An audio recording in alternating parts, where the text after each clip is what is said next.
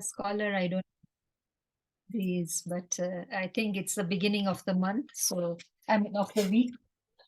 Okay. So maybe he's occupied at school. So let me start then.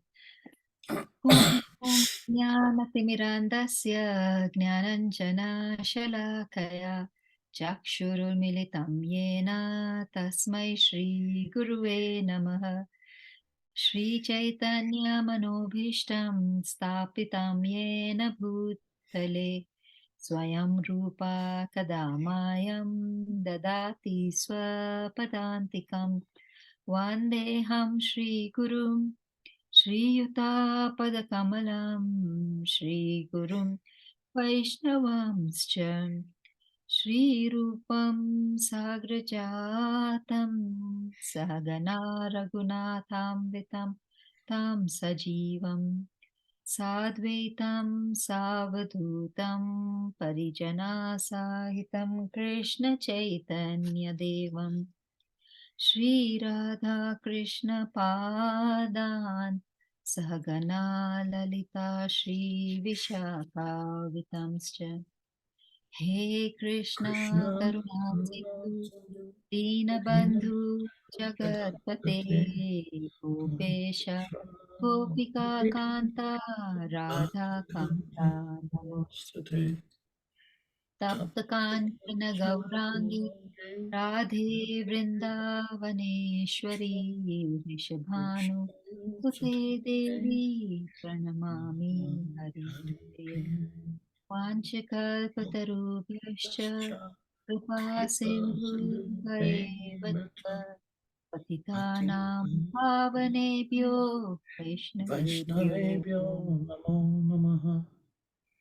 Shri Krishna Chaitanya Prabhu Nityananda Shri Advaita Gadadhara Srivasadi Gaura Govinda Hare Krishna Hare Krishna Krishna Krishna Hare Hare Hare Rama Hare Rama Rama Rama Hare Hare.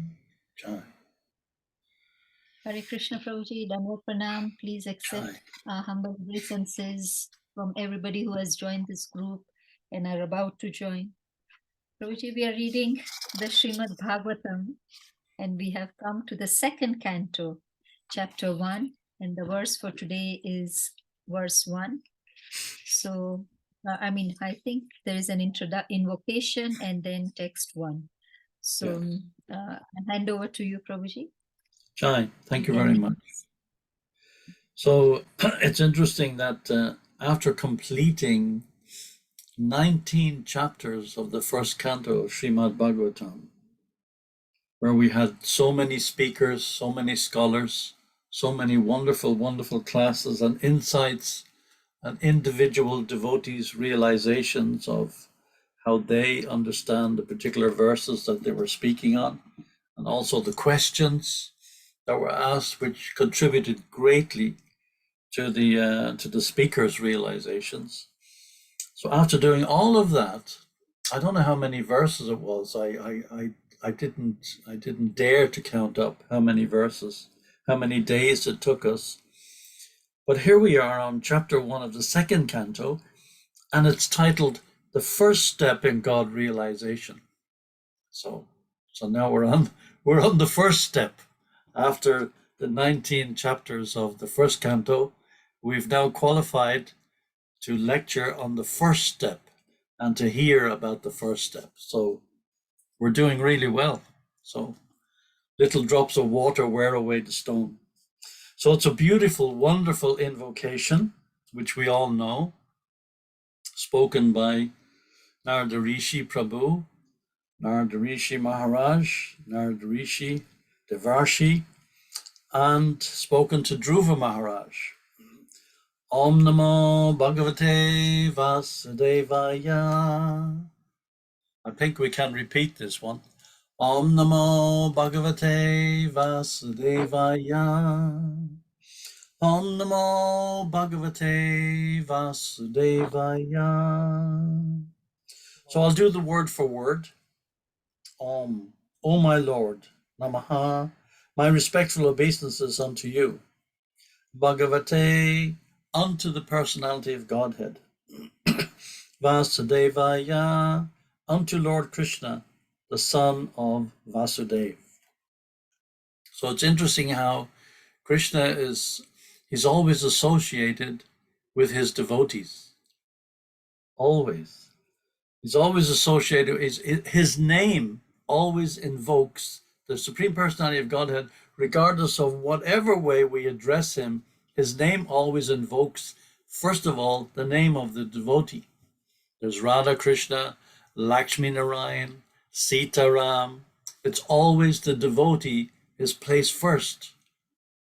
And then comes the name of the personality of Godhead himself in association with that particular devotee. So it's always the devotee. Yashoda Nandana.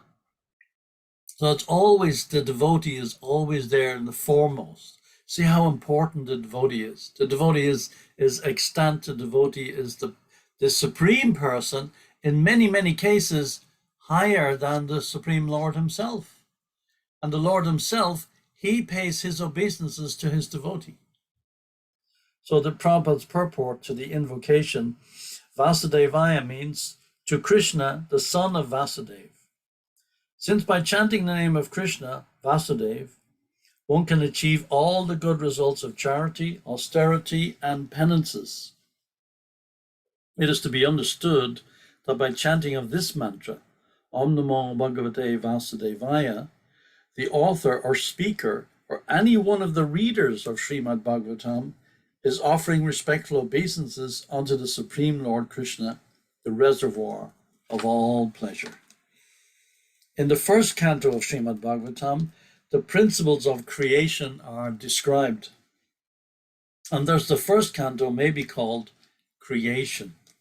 Similarly, in the second canto, the post-creation cosmic manifestation is described.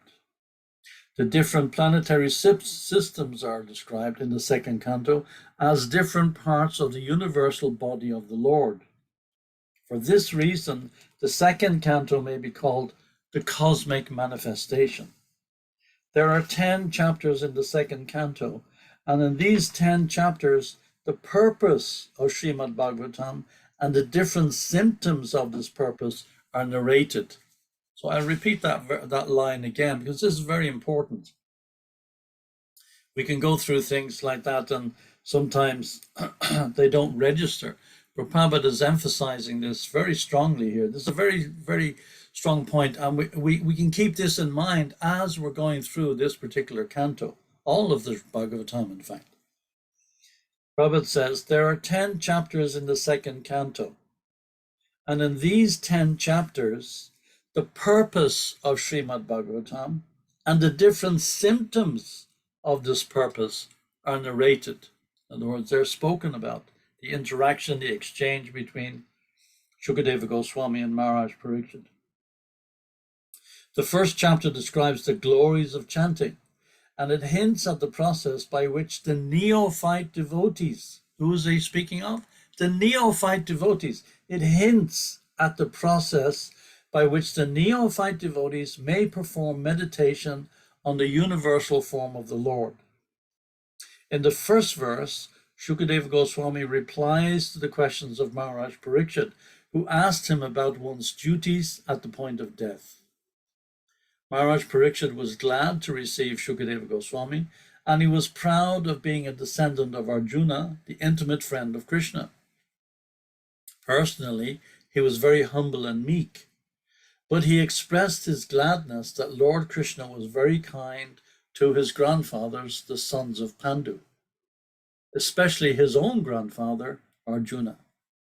And because Lord Krishna was pleased with Maharaj Parikshit's family, at the verge of Maharaj Parikshit's death, Shukadeva Goswami was sent to help him in the process of self-realization. So this is also another important line, and it's a very important point.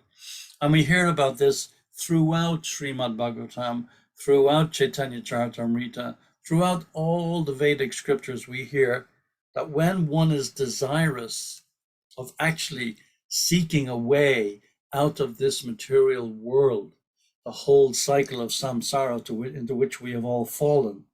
When one is desirous of, you've had enough of this, you want to get a way out, then the Lord, by praying to the Lord, please, please, please, so many devotees have related this story that they were just praying. They were just begging for a way. Please show me a way. They knew nothing about Krishna, particularly devotees in the early days that I interviewed. They knew nothing about Krishna, knew nothing about the Vedic scriptures or the philosophy or anything. But they knew that in the height of the hippie movement, when everybody was rejecting rampant materialism, but the problem of rejecting it was, what was the alternative? Of course, the alternative, as far as the hippies were concerned in those days, was drugs, sex, and rock and roll. So obviously, that is not the way to engage in spiritual pursuits. And the devotees, in order to capitalize on this mood of some rampant hedonism that the early hippies who joined Prabhupada were engaged in, the devotees, all the disciples, the early disciples of Srila Prabhupada, they capitalized on this mood. And they would go out, when they would go out on Harinam on the streets of San Francisco and New York, because basically everything was geared towards drugs, sex, and rock and roll. So the devotees would go out, and of course, when you take drugs, you come down. The next day, if you drink alcohol, the next day you come down with a bang, and you're back to square one, or even worse. So the devotees had posters on the Harinam party. They would go around with flags and pictures of Lord Chaitanya and pictures of Radha and Krishna that Prabhupada had advised them to use. And the devotees had one poster in particular that really attracted a lot of devotees, a lot of potential disciples to Srila Prabhupada. And that used to say, "Stay high forever." So of course people were attracted to this. Now, first of all, they'd see the devotees on the street in dhoti and kurta. In those days, the devotees didn't even have dhoti and kurta or sari. None of those things existed. So Prabhupada would advise them, well, in the Vaishnavas, they dress like so-and-so, so-and-so. Should we dress like you, Srila Prabhupada? No, I'm a sannyasi. So then Prabhupada would have to explain to the devotees just what is a sannyasi and so on and so forth. Of course, Prabhupada always dressed in sannyas garb. Prabhupada never dressed in anything else. But the early disciples of Prabhupada, they knew nothing about this. They just thought that this cloth was only for Prabhupada. So after some time, then, of course, they would inquire, how should we dress, and so on and so forth. So the devotees went down to the market, and they would buy cloth, just plain cloth, and they would dye it. Mostly, if you see pictures of the early devotees in San Francisco, particularly, all the devotees were yellow because they couldn't get saffron dye anywhere. So they were all yellow. Every single devotee, the men and women. So the women would buy bolts of cloth and somehow or other fashion it into a sari. They were also yellow. So everybody was dressed in yellow. So they'd come down the streets of San Francisco and New York with these flags and chanting and, these makeshift madungas, makeshift cartels also. There were no cartels. There were no madunga. There was nothing. There wasn't even a Bhagavad Gita. There was nothing. There was just Prabhupada. And then people would see them dancing and chanting on the street and wow. And they were also stoned. They were also high. So then they'd see this sign, "Stay high forever." And everybody knows when you take intoxicating substances, you eventually come down. So they were intrigued by this. So the devotees use that like when you go fishing, you use the hook for throwing out the catch, and they would use that and they would grab them. And then they would come to the temple just out of curiosity. They would come to the temple and inquire, what's going on here? And then, of course, immediately, Prabhupada would stick a gulab jamun in their mouth. Gulabs running all down their face. And, of course, they were high. And when you're high on drugs, you want to eat. Because you're completely attracted to eating, because you just get what we used to call the munchies. And then you just get, so And then Prabhupada would say, you want another one? And then another gulab, and another, and then, of course, that's how so many of the devotees ended up staying high forever. That's how Prabhupada got them. Prabhupada used to say, and it's so important, and I think it's not a criticism. I think for me personally, I think we have lost sight of this prasadam. Prabhupada would say, this is our secret weapon. Prasadam is our secret weapon. And I think in many places around the world where I've traveled, the prasadam, the standard is nothing compared to what we used to have when I became a devotee. It's like it was like a phantasmagoria of feasts for the eyes, not only the tongue, but for the eyes also. 20, 30, 40 preparations at a Sunday feast was not unusual. 4 or 5 different kinds of sabjis, so many different kinds of chutneys, and so many different kinds of samosas and kachoris and gulabs and malpura. And I mean, there was just like incredible. And devotees used to come back from traveling Sankirtan, driving all over the freezing cold of Britain and Ireland and Europe. They would go out for the week and come back from this freezing, living in a van, a frozen van, taking a cold shower, breaking the ice on the river to take a bath in the morning, wherever you happen to be finding a place to sleep, and come back on the weekend. And this was their life, a huge fired up kirtan, and then a Sunday feast that was like incredible. And of course, the Sunday feast was designed for the guests. And so many thousands and thousands of devotees, they joined because of prasadam. We have lost that. I think we have lost that. We really need to get that enthusiasm going again. Of course, the temples are bigger. There are more things. There are more headaches to deal with for the temple managers, and sometimes it's just beyond. It's beyond the feasibility of the temple manager. But whatever we cook, whatever we offer to the guests, Prabhupada used to say it should be first class. First class. This is their first taste of spiritual life. I know I've told you a million times about my case and how I became a devotee because I became addicted to halava. But it's not only me. It's like thousands of devotees were like me. You come into the temple for the first time, you don't know anything about anything. Forget about, the devotees who are joining in Africa. I mean, we're coming from the West. We're kind of so-called tuned in to Eastern philosophy and Buddhism and Jainism and all these impersonal dogmas that were out there. Everybody, used to, go and we knew something, and we had friends who had been to India, or we knew there was some connection, but we didn't have a clue, not an idea. And for the most part of it, the Abrahamic religions are completely impersonal. Yeah, they speak about God as a person, but who is he? We have his address, Prabhupada used to say. We know his name. We know where he lives. We know his mother and father. We know he gets chastised by his mother. She beats him with a stick. Do the others have that personal concept? So, we take these things for granted, but imagine a person walking in the door for the first time, just inquiring, fearful about going to the temple, or should I try it? Should I not try it? I mean, that welcome that we give them, or that lack of welcome that we give them, you never get a second chance to make a first impression, as the old saying goes. And it's so important that we still have that preaching spirit, because we're a preaching movement.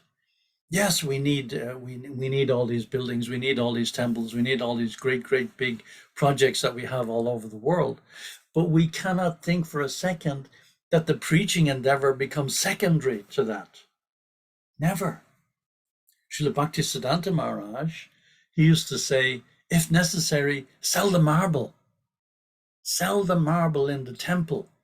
The temple is important, yes. Worship of Radha and Krishna and the deity is important, yes, but it's secondary to the preaching, always. The preaching is the thing. And how do we preach? We make friends with the people. We give them prasadam. We cultivate them. We cultivate their understanding of spiritual life, and we embrace their understanding of spiritual life. We add to it. We don't take away from it. So all these things are absolutely crucial. And it's so important that we get back to the basics. We are a preaching movement first and foremost. This movement, Srila Prabhupada started this movement on the street, literally on the street, under a tree in Tompkins Square Park. This is how we grew as a society. We started from nothing. So it's so important that we maintain this preaching spirit, and we keep on that. So now to get back to the invocation, somehow or other, somebody diverted me. I don't know who it was. Anyway, we always have to blame somebody. So the first chapter describes the glories of chanting, and it hints at the process by which the neophyte devotees may perform meditation on the universal form of the Lord. In the verse, Shukadeva Goswami replies to the questions of Maharaj Parikshit, who asked him about one's duties at the point of death. Maharaj Parikshit was glad to receive Shukadeva Goswami, and he was proud of being a descendant of Arjuna. And because Lord Krishna was always pleased with Maharaj Parikshit's family, at the verge of Maharaj Parikshit's death, Shukadeva Goswami was sent to help him in the process of self-realization. Maharaj Parikshit was a devotee of Lord Krishna from his childhood, so he had a natural affection for Krishna. This is also crucial. We have to develop this natural affection for Krishna. And that comes from within the heart. It doesn't come from going through the process of different rituals. It comes from within the heart. And we utilize the facilities that we have of going through the process of doing our sadhana on a daily basis to develop ultimately that process in the heart where we develop affection for Krishna. Shukadeva Goswami could understand that he could understand his devotion. Therefore, he welcomed the questions about the king's duty. Because the king hinted that worship of Lord Krishna is the ultimate function of every living entity. Shukadeva Goswami welcomed the suggestion and said, because you have raised questions about Krishna, your question is most glorious. And then it goes on, Prabhupada says, the translation of the first verse is as follows. So what was that question that we did in the last, I think the third last or fourth last verse we did in the first canto, just the one that we just finished? That question was, Maharaj Parikshit said in verse 38, I think it was, let me know what a man should hear, chant, remember, and worship, and also what he should not do. Please explain all this to me. So you see how important it is, that question? When there's a question from the disciple, when there's a question from the aspiring devotee, then of course it encourages the spiritual master to speak more. Prabhupada would always say, and you would hear it in his classes, no matter where he was, any questions at the end of his class? He would say, first of all, thank you very much for listening. And then he would say, any questions?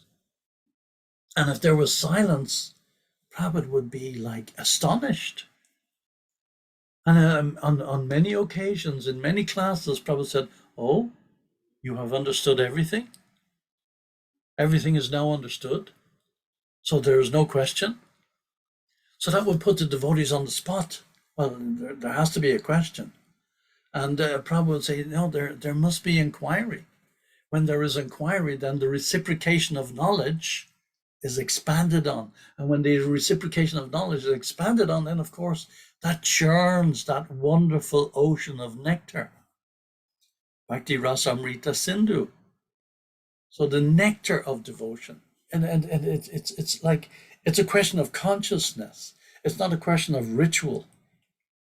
Like we always say, Om Namo Bhagavate Vasudevaya, when we start class, this invocation that we're doing now.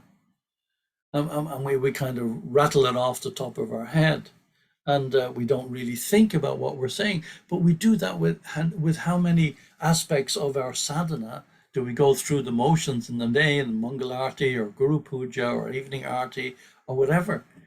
I remember one time in front of Sri Sri Rukmini Dwarkadish in Mombasa, we were so exhausted, completely exhausted. There was 2 or 3 devotees in the temple. There was, I think, 12 or 14 deities that had to be taken care of at the time. We were grossly understaffed. We were doing 6 offerings, cooking 6 offerings. We were doing 6 artis. We were dressing the deities twice a day. We did everything, as well as doing the preaching outside and maintaining programs and everything like that. So one morning I came down and I was leading the Mangal Artis, 2 or 3 devotees in the temple, and I immediately got fired up at Mangal Arti, and I said, Jiba Jayo, Jaya Gora Chande. And the devotee who was on the altar stopped doing the incense. It's Mangal Arti. I said, what do they know? They don't know anything. Why are they talking to me like that? Arotika Show. And I continued. I said, no, it's Samsara Dava. Then I realized, oh, wow, yeah, that's okay. Samsara Dava Nalalida Loka. So we can go through subconsciously, we can go through so many things in our daily process almost blindly. It's like when we, sometimes, I speak for myself here, we chant our japa almost without hearing a single mantra, or without even hearing a part of a mantra. We go through Hare Krishna, Hare Krishna, Krishna, Hare Hare, Rama Rama, Rama Rama, Hare, and then go to the next beat. Oh yeah, 16 done. Wow, great. Now I can get on with the real thing in my life, the real thing for which I've been born, to do my work. And then the mantras are out of the way. So, I mean, it's just a subconscious thing. But the real thing is the mantra. That is the real thing. The rest is secondary. So and we do it every day. We always chant our rounds, we go through our work, we go through our office, we go to our school, we do our sadhana, we do our seva, whatever the case may be. The main thing is the japa. That's why it says here, he welcomed the questions about the king's duty because the king hinted that worship of Lord Krishna is the ultimate function of the living entity. Shukadeva Goswami welcomed the suggestion and said, because you have raised questions about Krishna, your question is most glorious.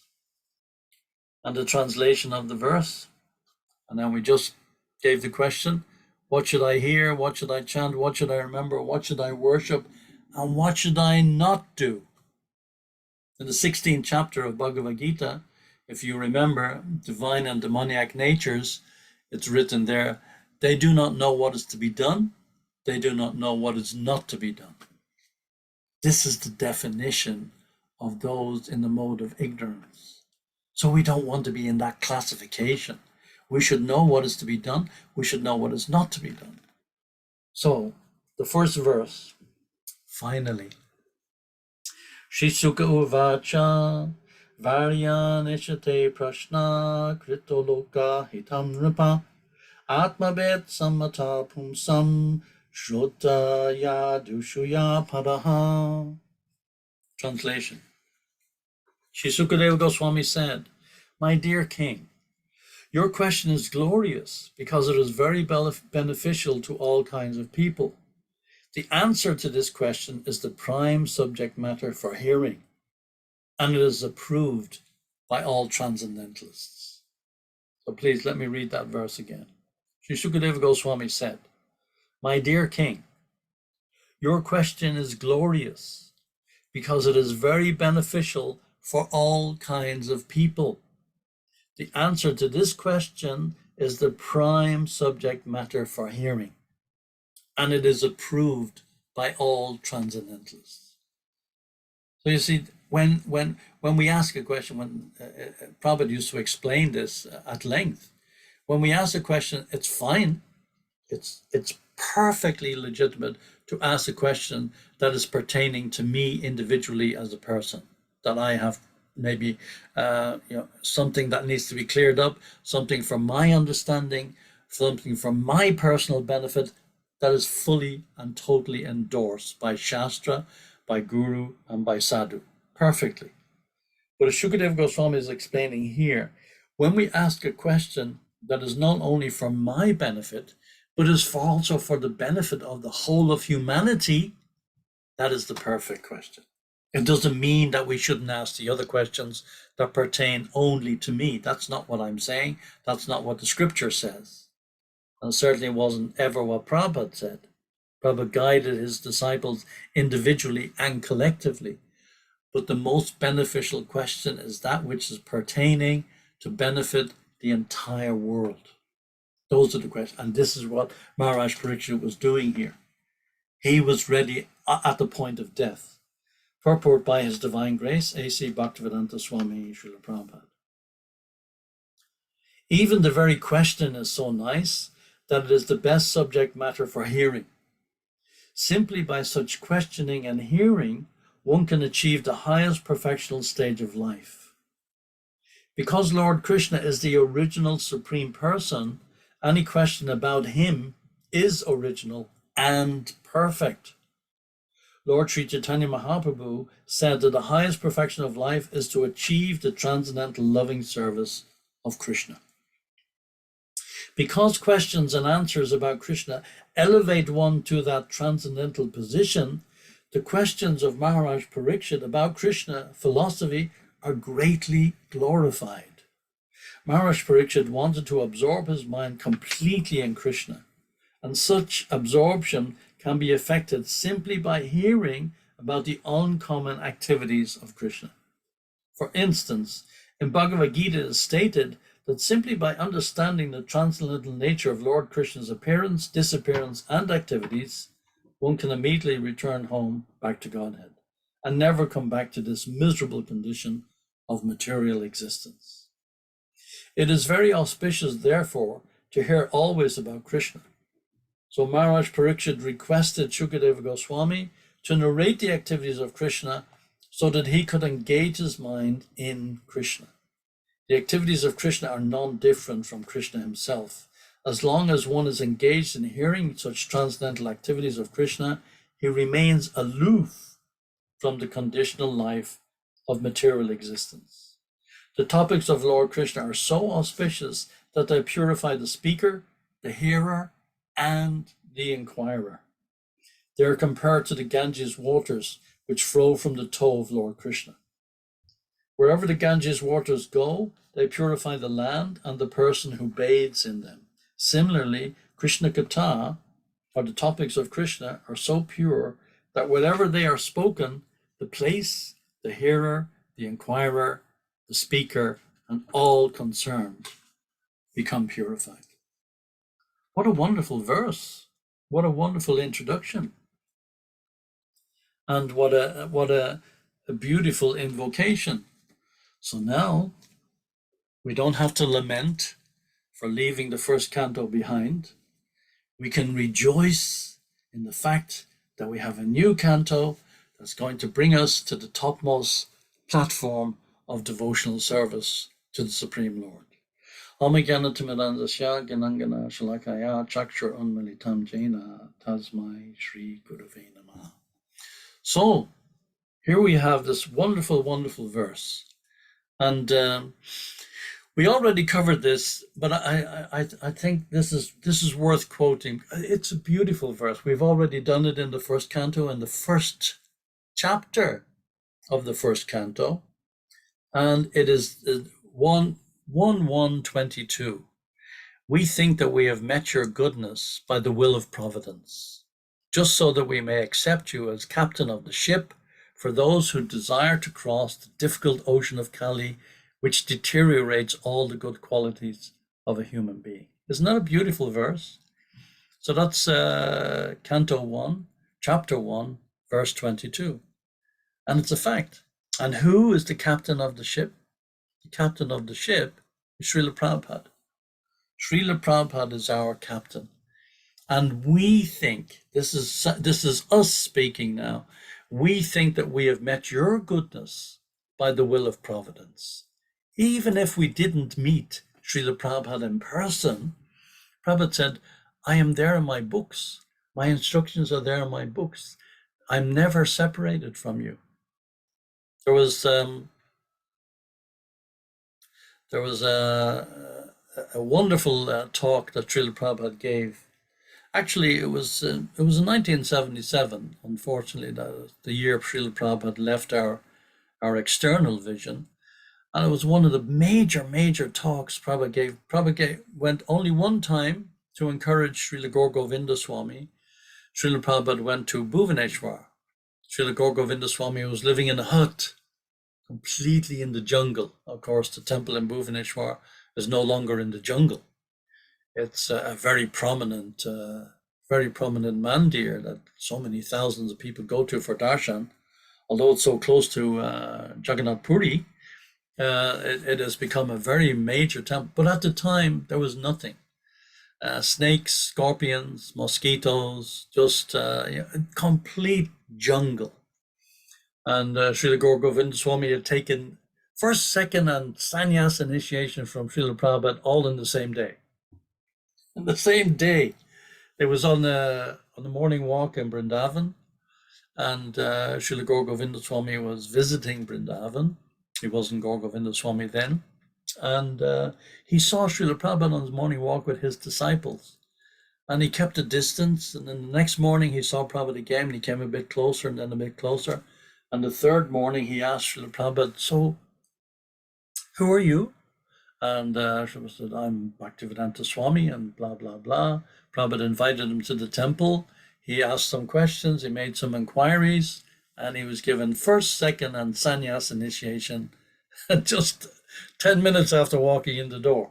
So then Prabhupada says, you should translate my books into Oriya language, and you should print and distribute my books in your state, in Oriya, because he was Oriya. And he was already a sadhu living in Vrindavan. Prabhupada said, no, you should go back to Orissa, and you should, we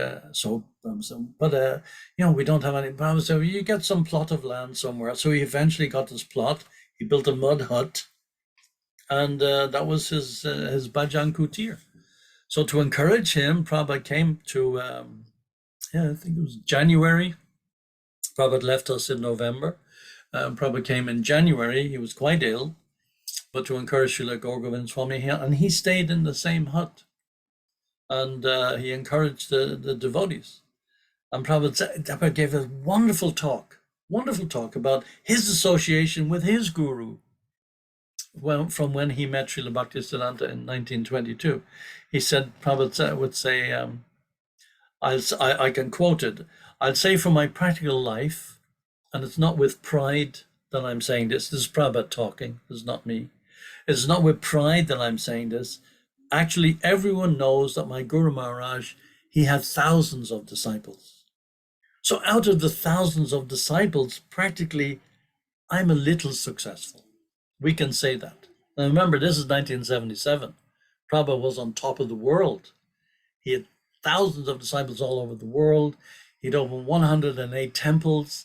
He traveled the globe 14 times. He had preached and engaged in so many TV stations and radio stations and was broadcast all over the news everywhere. So Prabhupada was like big at that time. Everyone knows that I'm a little successful, but I'm not speaking from a position of pride. Why? Because why am I successful? Because I firmly believed in the words of my guru. That's all. Firmly. There may be so many other God brothers, big scholars, they're very learned, and they were the favorite of my Guru Maharaj. That's a fact. From a practical point of view, I sometimes think to myself, why this wonderful thing has happened to me? This is the way I'm thinking. Why happened to me? So I search out, I search in my mind, why has this happened to me? Why has this wonderful situation come about? I search out only that 100% I believed in the words of my spiritual master. That's all. Nothing else. Nothing. Guru Mukhya Padma Vakya Chitaya Koriya Aika. Not Kori Mane Asa. We sing this every day. My only wish is to have my consciousness purified by the words emanating from his lotus mouth. This we sing every day. like Guru Puja. Attachment to his lotus feet is the perfection that fulfills all desires. So this is it. This is the secret. And Prabhupada went on to say, don't think of any nonsense. Simply execute what your guru has said. That is success. And that was from a room conversation in Bhubaneswar, January 28, 1977. There were so many things Srila Prabhupada said in that particular visit to Bhubaneswar. It was quite short, 2 or 3 days, but Prabhupada said a lot. It was coming towards the end of his Leela with us here on earth. So Prabhupada put a lot of, and when he went to the Kumbh Mela later on, again the same year, Prabhupada put a lot in whatever his talks were. Prabhupada was really, really deep. Prabhupada was getting into the real deal.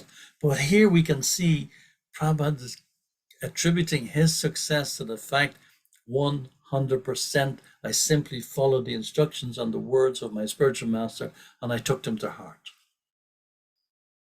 So Prabhupada is a spiritual master of the whole universe. What to speak of our spiritual master? He's the founder acharya of our society. Why, if we take the words of Srila Prabhupada 100% to heart and put them into practice, we can succeed.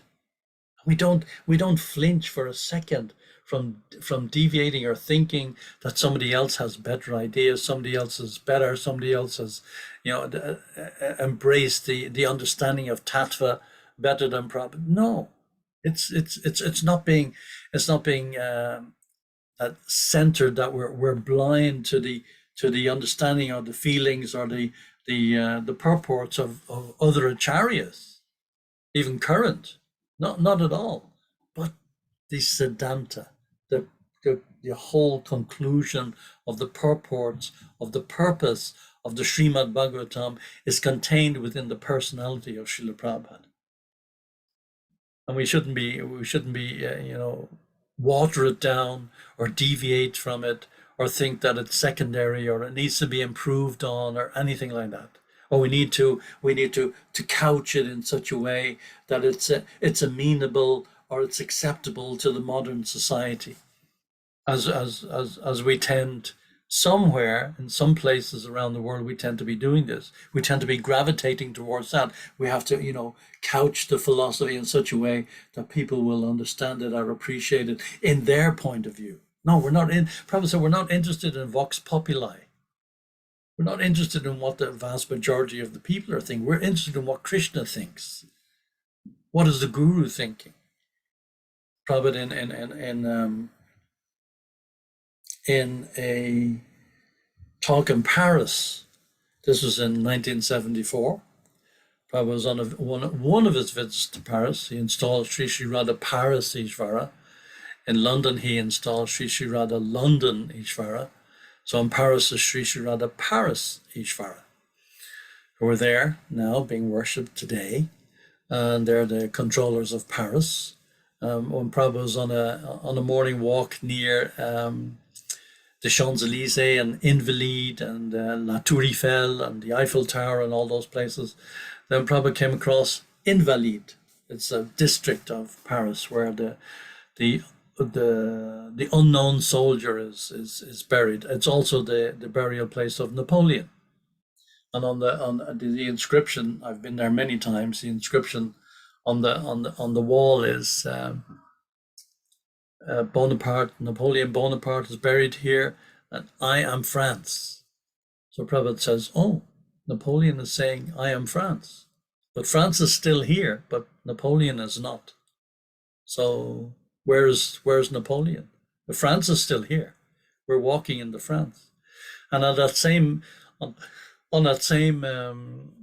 visit to Paris, Prabhupada was attacked by some people in the audience who were more inclined towards the Western religions, and they started heckling. The same thing happened in Amsterdam. This happened frequently. Prabhupada would be heckled, particularly by those from other religions. And Prabhupada started. He didn't take it lying down. Prabhupada wasn't a softie. Prabhupada was a softy in so many ways. He gave mercifully to his disciples without limit, without limit. Prabhupada used to say, we're giving our life's blood to put forward this philosophy. So in response to these hecklers in Paris, Prabhupada said, we are preaching Bhagavad Gita. Can you imagine this is being translated simultaneously into French? But Prabhupada is like fired up. He hardly gave the poor translating devotee a chance to translate. Prabhupada was, we're preaching Bhagavad Gita. If you like it, you take it. Otherwise, go to hell. Wow. It was like, boom. How do you translate that into French or any language? This is from a sadhu sitting on the Vyasasana on the big stage, covered in garlands and flowers and everything, and people get this impression. Oh, he should be humble. He should be lying on the ground like an insect.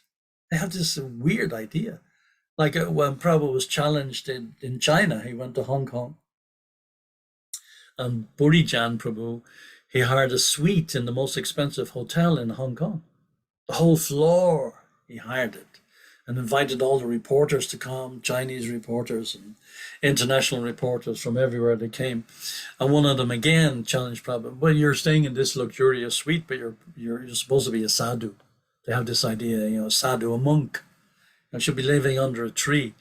And Prabhupada just retorted immediately. He said, well, I could have lived under a tree. It doesn't bother me. But would you have come? So immediately Prabhupada just challenged. So here in this Paris encounter, Prabhupada was fired up. He said, who cares for you? He throws back at the heckler. Who cares for you? We have started this institution, Krishna consciousness. So if you do not accept Bhagavad Gita, why did you come?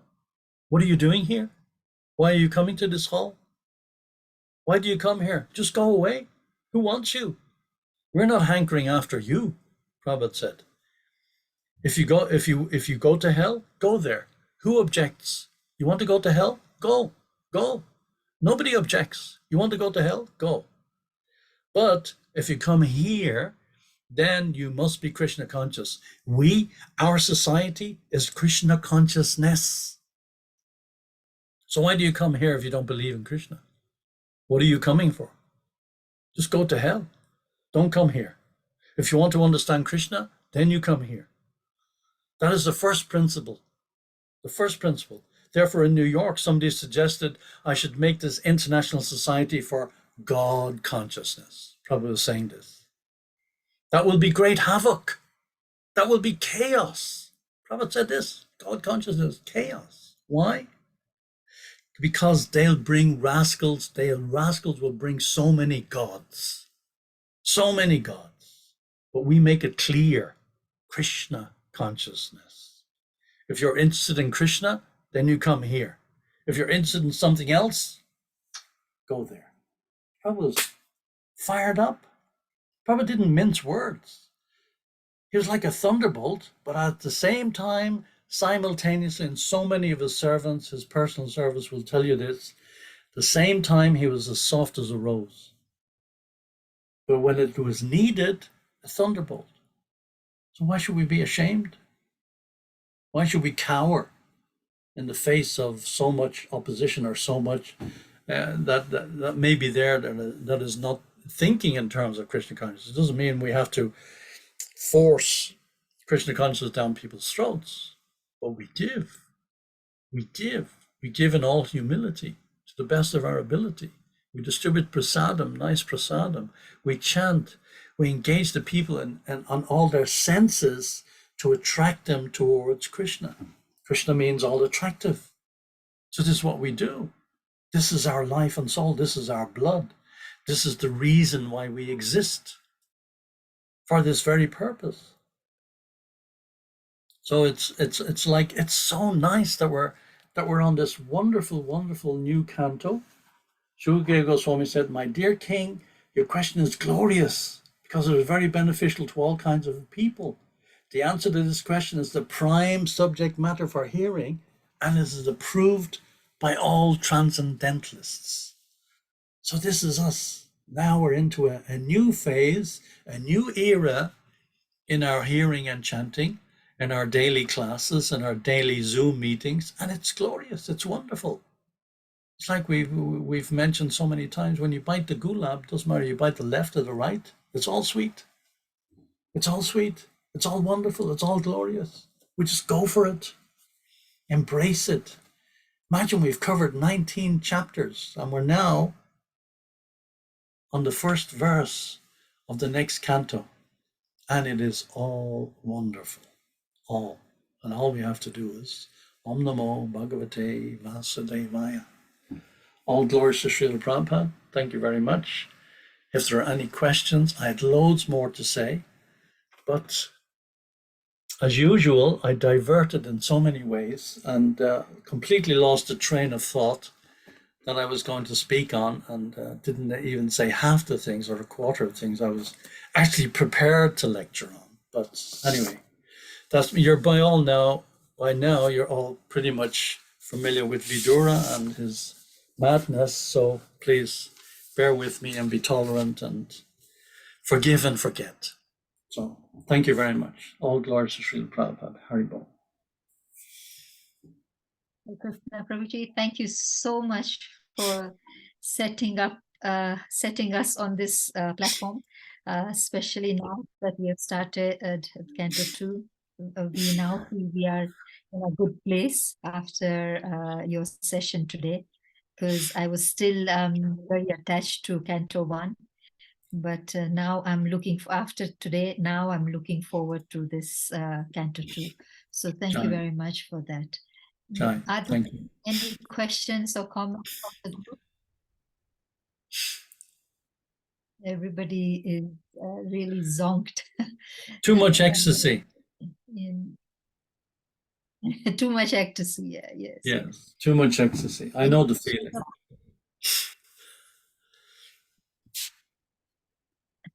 If there are no questions or comments, I'll hand over to Path Prabhu. Prabhu, Hare Krishna. Are you able to end the session for today?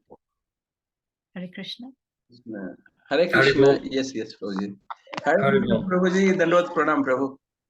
Hare Yes, Prabhuji. Thank you so much, Prabhuji, for your nice class. Always your class is full of ecstasy and so many things, especially in the Prabhupada's quote, how it is early days, this one, that one. It's so interesting. It is really relevant for us. Thank you, Prabhuji. Also, thanks all the devotees who joined here.